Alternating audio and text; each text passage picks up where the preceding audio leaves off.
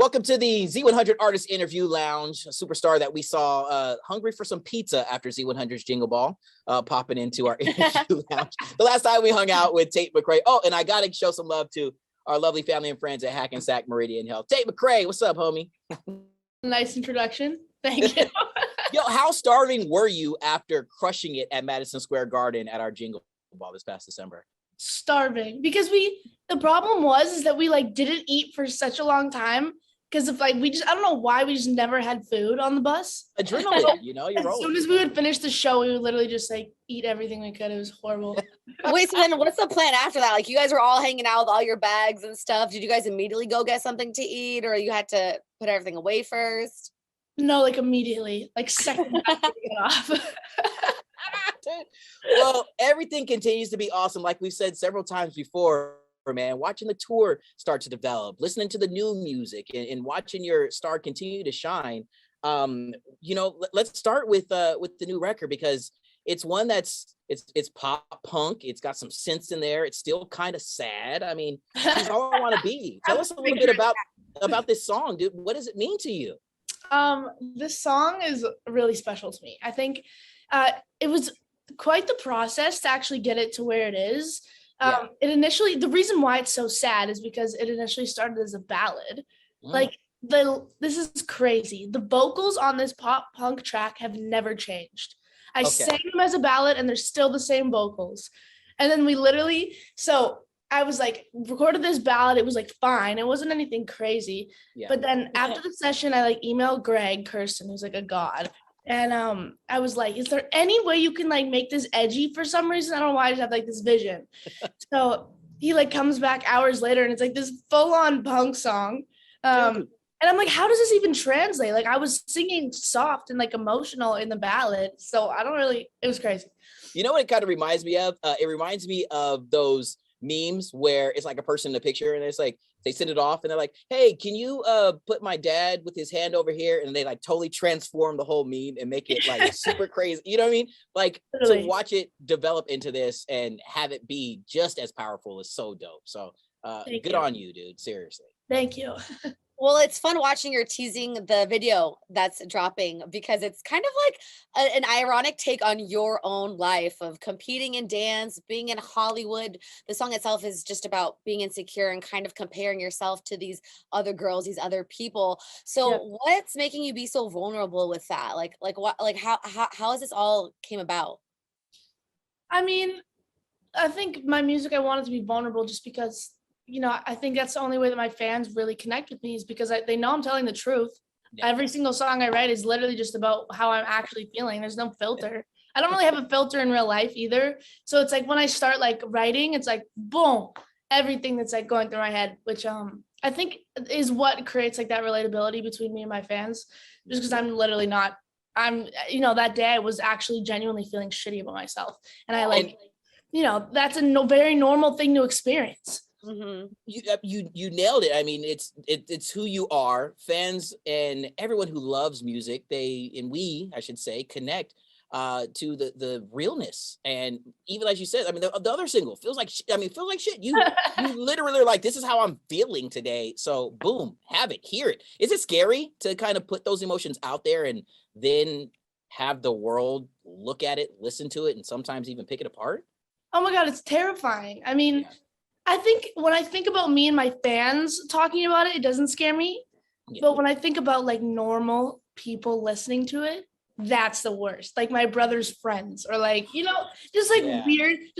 people. That's when it's kind of terrifying, because then you're actually reading my journal. Then it's just weird. I would never say that in front of them, but yeah, it is kind of scary. And I think that's what I want for this album though, is I want to put out stuff that I'm really nervous to post, because I'm some of these songs are I was crying in the session, and I was screaming, and there's a lot of pent up emotion that goes into it, which I think is what's going to make it so real.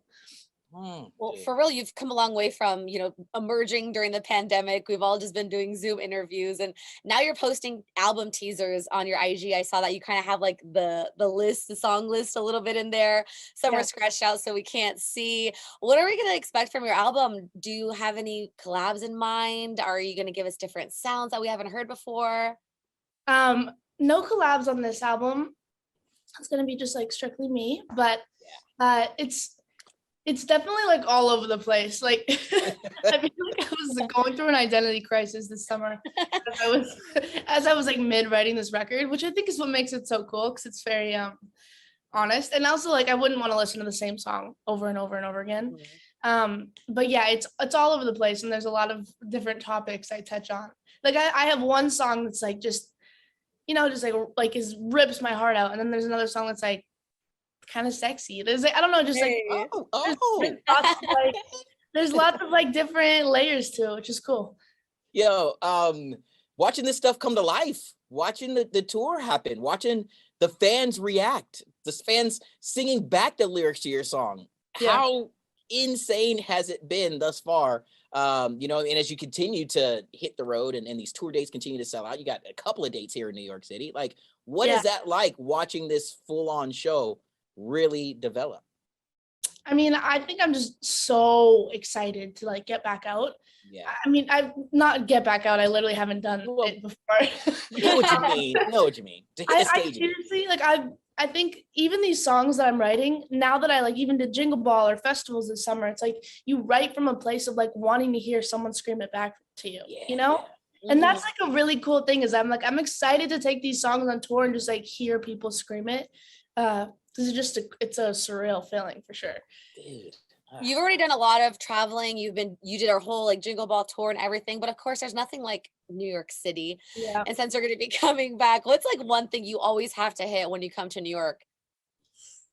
Ooh, once you try New York pizza, it's kind of hard to go back. I'm being like seriously, there's nothing else as good as it. So I might have to be like a stop after my next show again. Yeah. And make a stop too by one of these. I mean, we're looking behind you, Tate. You have a dope sneaker collection, dope shoe collection. Make sure you hit up one of the sneaker spots that we have here in the city too. Which one of those are your favorite that's behind you there? Because that's a fire ass collection, homie. Honestly, I don't really know. It depends on if I want to like be boyish or girlish. You know, those green ones are fire. That's me having all my those 2 holes. That's so funny. I'm definitely like some days I can be like a major sneakerhead and then some days I like want to just like wear a pair of heels. So have you I was gonna say have you like spent like me? I've got, and Crystal could tell you, I've got so many kicks. Dude. Have you spent like a really dumb amount of money on a pair of sneakers and you thought at first like, oh, what the hell am I doing? But then once you got them and you saw them on the feet, you were like, yeah, pat myself on the back. For some of them, yeah. Like I have some boots that I'm like, I should not have spent that much. Yeah. Those aren't that cool. But I definitely wear them a lot, which is okay. But a lot of these sneakers actually just get sent to me, which is kind of nice. Perks of the job, fam. Perks of the job. Yeah, you earned it for sure. Well, we are so excited for the video to drop. We are still waiting on the album date because everyone is so excited to hear what you've been writing about and your different sound. I'm ready for that sexy track you're talking about. I'm so scared. I'm like, when do I drop it? When do I drop this on my phone? When it's meant to happen. Yeah, but the next time you come through, you have to come to the station. Like, we need to see you in person. Like, for sure. It needs to happen. Dude, before we get you out of here, check this out. Earlier, had the chance to, and you're a part of our iHeartRadio Music Awards. You're nominated for Best Cover Song for your cover song of Heather, of Conan's song Heather. Oh my gosh. Just found out that, and I want to share this information with you, just found out that you are atop the leaderboard. Like your fans are going crazy voting for this song here. Really? Top 3. Yeah. Come on. Yes. Wow. What does that mean to you to have these fans so passionately just embrace not only your original songs, but like this amazing cover of Conan's Heather? I mean, obviously Conan's like the best ever. I love him. It's really crazy because I have like I don't know, this has like always been something that I've experienced my whole life is like imposter syndrome, where like you just like don't realize that like it doesn't ever feel real and you don't ever feel like you're like supposed to be there.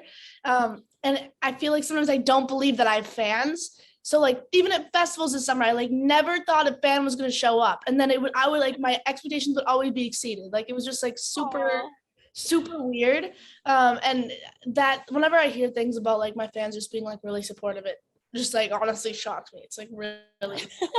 I mean, gosh, man, we can only imagine what it felt like. I mean, if you had Jingle Ball and watch that turntable stage turn around and it's Madison Square freaking Garden, or, Yeah. you know what I mean? You take those first steps. I remember when we caught up at Lollapalooza, onto the stage, you come running out and there's like 35,000 people there. Like, That was the biggest shock in my life. I didn't even know what Lollapalooza was. Like I was like, what am I walking into? And then I was like, well, I can't get nervous now. Like I'm already here.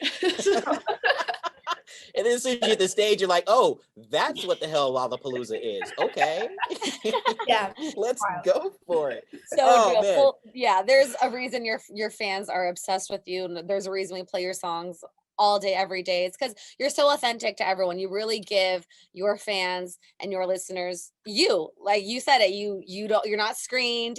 Everything you feel, you write it down, you put it out there. So thank you so much for being so vulnerable with everyone and for being you.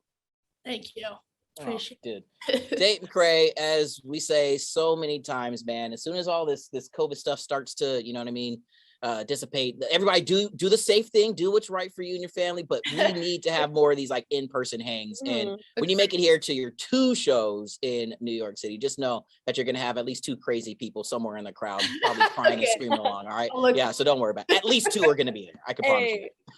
Okay, great. Serious. Yo, go and enjoy the rest of your day, homegirl. And yeah, if you want to go sneaker shopping, we got you for that too. All right. Perfect. I'm down. It's Tate McRae and our Z100 Artist Interview Lounge presented by Hackensack Meridian Health. Love you to the moon and back, homie. Thank you. Thanks, guys.